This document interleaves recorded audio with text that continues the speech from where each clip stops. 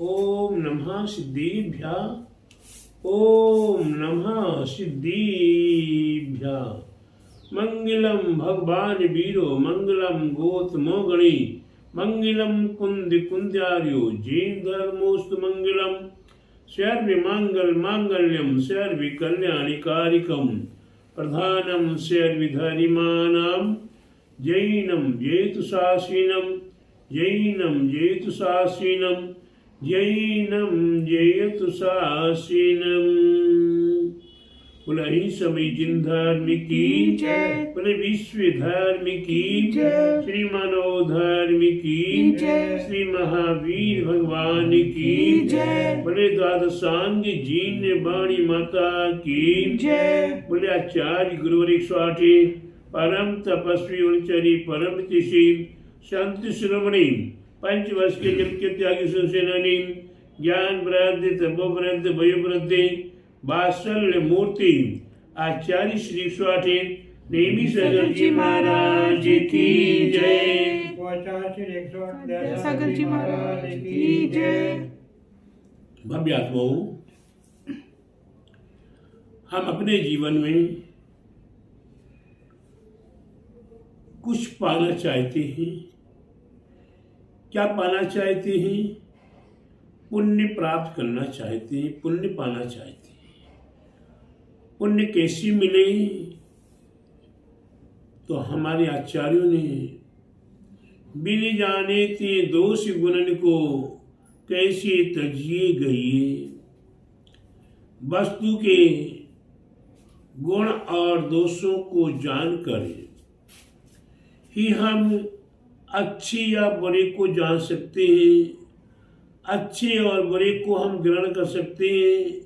अच्छे को ग्रहण कर सकते हैं और बुरे का त्याग कर सकते हैं। लेकिन प्यारे बंधु, हम आज अनादिकाल से अच्छे को छोड़ते चले आ रहे हैं और बुरे को पकड़ते चले आ रहे हैं। हमने आज तक बुरा छोड़ा नहीं है। बुरे को ही पकड़ के रखे हुए हैं, पाप क्रियाओं को पकड़ के रखे हुए हैं और पाप क्रिया में ही आनंद मानते चले आ रहे हैं।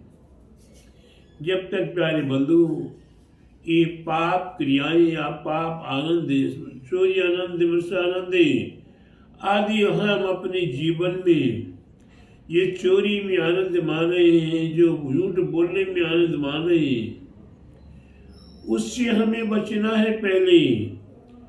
और इसीलिए हमें इन सबको जानने के लिए, हम अच्छा कर रहे कि बुरा कर रहे हैं, इसको जानने के लिए हमें ज्ञान का अवलोकन अवश्य करना पड़ेगा। जिन्होंने ज्ञान का अवलोकन किया है, जिन्होंने ज्ञान का अवलोकन किया है, उनने वास्तव में पाप क्रियाओं से अपने आप को बचा लिया है और पुण्य क्रियाओं में संलग्न हो गए हैं। और जो पुण्य क्रियाओं में संलग्न हुए और क्रमशः उनने अपने जीवन में पुण्य क्रियाओं में ही आनंद माना है, पुण्य क्रियाओं में आनंद माना है। ऐसी पुण्य क्रियाओं में आनंद मानने वाला भव्य आत्मा अपने आप में भव्यत्व को ही प्राप्त हो जाता है और धीरे धीरे वह सिद्ध अवस्था को भी प्राप्त हो जाता है।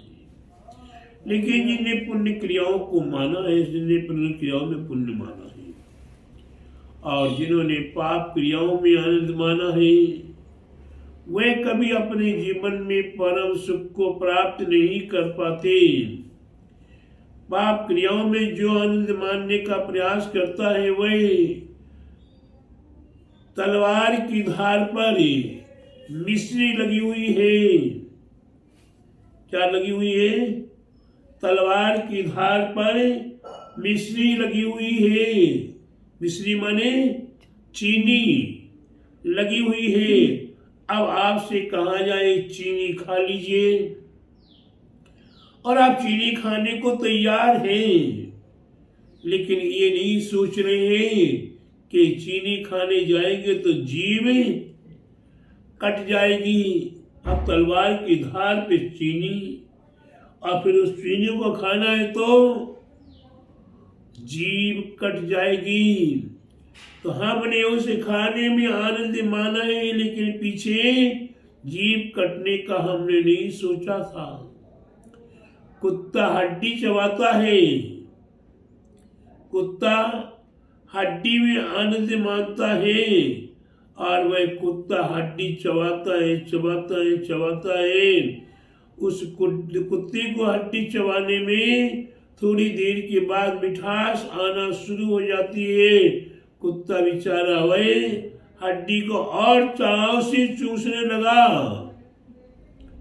धीरे धीरे धीरे धीरे वह हड्डी एक बार बाहर निकल जाती है मुख से, और जब हड्डी मुख से बाहर निकल जाती है तो थोड़ा मुख में जीभ हिलती है, दर्द होने लगा, खून टपकने लगा।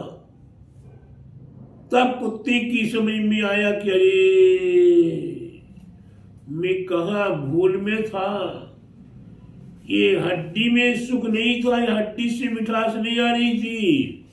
हड्डी चबाने से मसूड़े कट गए और तालू कट गया, कंठ कट गया, उससे खून आने लगा, खून की मिठास आ रही थी।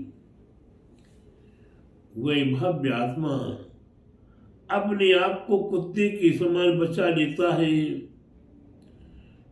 कुत्ते के समान हड्डी खाने के समान अपने आप को बचा लेता है, लेकिन पाप आत्मा उसी में ही आनंद मानते हैं। एक बार मैंने बताया था, वह एक वृक्ष लगा हुआ है, एक बड़ा वट वृक्ष लगा हुआ है, और एक भक्त भागा चला आ रहा, उसके पीछे पीछे हाथी आ रहा है। उस भक्त ने उस वट वृक्ष के निकट आकर देखा कि इसकी टहनी वगैरह पकड़ के लटक जाएंगे, और उसने छलांग लगाई और डाली को पकड़ लिया। पकड़ लेने के बाद हाथी आ गया, हाथी पेड़ को पकड़ के हिलाना शुरू कर दिया। उसे भक्त की नीचे निगाह जाती है तो दिखाई देता कि बहुत बड़ा कुआं दिखाई दे रहा है। उस कुएं के अंदर अगर दूर से मैं गिर जाऊंगा तो क्या होगा? कुएं के अंदर पानी नहीं दिख रहा सुभाष जी, कुएं के अंदर नाग दिख रहे हैं भयंकर। वो नाग मुख फाड़ फाड़ के दुपर करे कि तुम आ जाओ मैं खा लूं। फिर देखता अगल बगल में तो एक तरफ काला चूहा, एक तरफ सफेद चूहा है, डाली को काट रहा है। धीरे धीरे देखते देखते मधुमक्खियां आने लगी, अब मधुमक्खियां भी काटने लगी। वे परेशान होने लगा। इसी बीच में एक बूंद टपकती ऊपर से,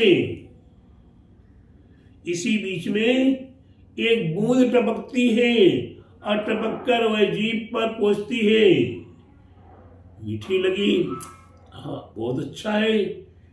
इस मिठास के चक्कर में वह मधुमक्खी के कष्ट को भूल गया। इस मिठास के निमित्त से वह हाथी वृक्ष को हिलाना भूल गया। यह कुआं नीचे है इसे भूल गया। इसी बीच में उसे वहां से एक विद्याधर निकल रहे थे, अपनी विद्याधरणी के साथ विमान में निकल रहे थे। पत्नी का दिल कोमल होता है सुभाष जी। किसका दिल? पति का दिल तो पत्थर हार्ड होता है, लेकिन पत्नी का, औरतों का दिल कोमल होता है। उस पत्नी ने देखा है ये कैसा परेशान हो रहा है, चारों ओर मक्खियां चिपटी हुई है, नीचे भयंकर कुआं है, कुएं में नाग ऊपर मक्कर के फाड़ के बैठे हुए हैं, वृक्ष को हाथी हिला रहा है, चूहे डाली काट रहे हैं, ये पुतला परेशान है, इसे ऊपर की ऊपर ही अपने विमान में ले लें। अपने विद्याधर पति से कहा। पति ने आनाकानी की, अरे कोई मानने वाला नहीं, आने वाला नहीं है, आप नहीं जानती, आप नहीं समझती हो। और पत्नी ने कहा, पति ने समझाया, विद्याधर ने कहा, और विद्याधर ने पत्नी को समझाया, लेकिन पत्नी की हट भी बड़ी कठिन हट होती है। और पत्नी ने हट किया तो विद्याधर ने अपना विमान वहां लाके खड़ा कर लिया। विमान खड़ा करने के बाद कहा, रे भक्ति तो इतना परेशान हो रहा है, नीचे भयंकर कुआं है, उसमें नाग है, मधुमक्खियां काट रही तुम्हें, ये वृक्ष को डाली को चूहे काट रहे हैं, मैं तुम्हें लेना आया हूं, तुम मेरे साथ आ जाओ, मैं आपको बहुत पवित्र अच्छी जगह पे ले चलूंगा। नहीं, बस एक मिनट और, एक बूंद करते करते घंटों व्यतीत कर दिया। विद्याधर कहता अपनी पत्नी से, देख लिया आपने, अब चलो। अंत पत्नी को भी, विद्याधरनी को भी बोलना पड़ा कि ठीक है पर चले। कहने का तात्पर्य वही है आज कि दिन रात रूपी चूहे, कार रूपी हाथी, निगोद रूपी कुआ, चार गति रूपी नाग तैयार है, और मधुमक्खी जैसे कुटुंब परिवार के पुत्र पोत्रादि। बाबा 500 रुपया देना। आहा, बाबा को बड़ा आनंद आया कि पोता ने मेरे से पैसा मांगा। पोती आती है, बाबा मेरे को ड्रेस दिला दो, पापा बाबा एक काम, बाबा एक काम, बाबा एक काम। चारों ओर से शुरू में अच्छा लगता, बाहर नहीं, कहाँ फंस गए, कहाँ ये पोता पोती का झंझट आ गया। रोज परेशान करते, रोज मांगते, कितना दे, कहाँ से दे, आदि परेशान कर रहे हैं। तो ये जगत संसार है, इस वट वृक्ष के समान है, इसमें अपने लिए विद्याधर रूपी जैसे गुरुजन आते हैं, कभी ज्ञान बांट रहे हैं, लेकिन कभी आपसे कुछ मांगते नहीं। ये कैसी गंगा है, कैसा जमाना है कि आपके लिए बिगर मांगे मिल रहा है। उसे व्यक्ति को बिगर मांगे विद्याधर निकट आ गए, यहाँ आपके गुरुधर विद्याधर के समान आ गए।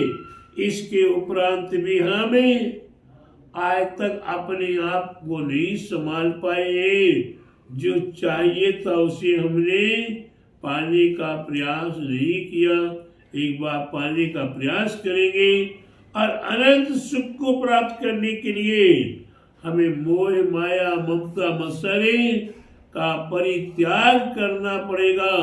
ये पाप का त्याग करें, पुण्य में हमें लगना पड़ेगा, तभी जाकर हमारे जीवन का उत्थान होगा, तभी हमारे जीवन का पावन पवित्र महानता हमें प्राप्त होगी। ऐसी महानता को प्राप्त करने के लिए हमें अपने जीवन को पुण्यमय करना है। बोले महावीर भगवान की जय, बोले द्वादशांग जीन वाणी माता की जय, बोले आचार्य गुरुवरी स्वाठे परम तपस्वी उपचरी परम तिशी शांति श्रवणी पंचवर्ष के जल के त्याग से ज्ञान ब्राज तपो व्रत वय वृद्धि वात्सल्य मूर्ति आचार्य श्री स्वाठे देवी सागर जी महाराज की महाराज की जय।